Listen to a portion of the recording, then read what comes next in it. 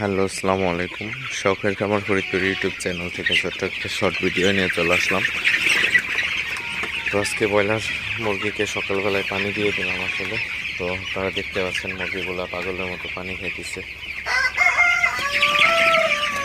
আসলে এখন প্রচুর পরিমাণে গরম পড়তেছে, তো একদম সকাল 8টার আগে থেকেই সকাল 8টা থেকেই প্রচুর পরিমাণে রোদ উঠে যায় আর কি। এমন রোদ উঠে অবস্থা খারাপ, মানুষই সহ্য করতে পারে না। তো যাই হোক, এই প্রচণ্ড গরমের মধ্যে মুরগিকে কীভাবে সুস্থ রাখবেন তো সে বিষয়ে আলোচনা করব। তো ভিডিওটিকে স্কিপ না করে অবশ্যই শেষ পর্যন্ত দেখবেন এবং শখের খামার ফরিদপুর ইউটিউব চ্যানেলটি সাবস্ক্রাইব করবেন। ভিডিওটি লাইক, কমেন্ট এবং শেয়ার করে অন্যদের দেখার সুযোগ করে দিবেন। তো ভিডিওটি শুরু করা যাক।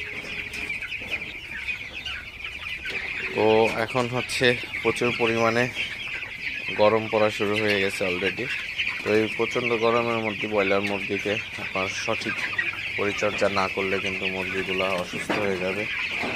মুরগিগুলা অসুস্থ হয়ে গেলে কিন্তু আপনার খামারিদের দুশ্চিন্তার সীমা থাকবে না। তো অবশ্যই আপনারা মুরগিকে সুস্থ রাখার জন্য পর্যাপ্ত পরিমাণে সবসময় ফ্রেশ ঠান্ডা পানি দিয়ে রাখবেন। তো প্রতিদিন মিনিমাম 3বার দিবেন, সকাল, দুপুর এবং রাতে 3 বেলা পানি দিয়ে দিবেন ব্রয়লার মুরগিকে।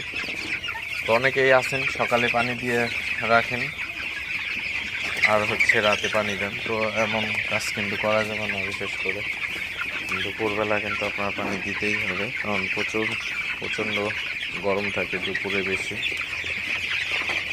তো সবসময় ফ্রেশ পানি দিয়ে রাখার চেষ্টা করবেন। তো পানির সাথে আপনারা অবশ্যই স্যালাইন হিসেবে ভিটাম্যাক্স দিতে পারেন। তো ভিটাম্যাক্স দিলে মুরগির শরীরটা ঠান্ডা থাকে, হিট স্ট্রোকের ভয় থাকে না।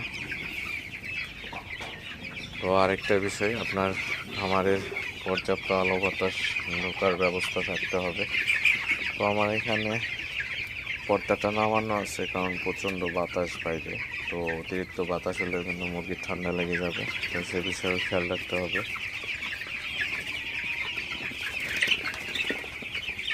তো আরেকটা জিনিস, আপনার মুরগিগুলাকে একটু পরপর তাড়াই দিবেন।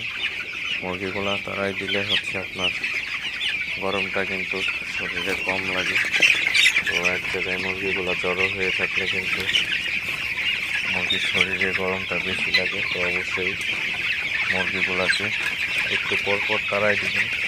তাড়াই দিলে মুরগিগুলো হাঁটাচলা করবে এবং মুরগিগুলোর শরীরটা ঠান্ডা থাকবে, গরমটা কম লাগবে।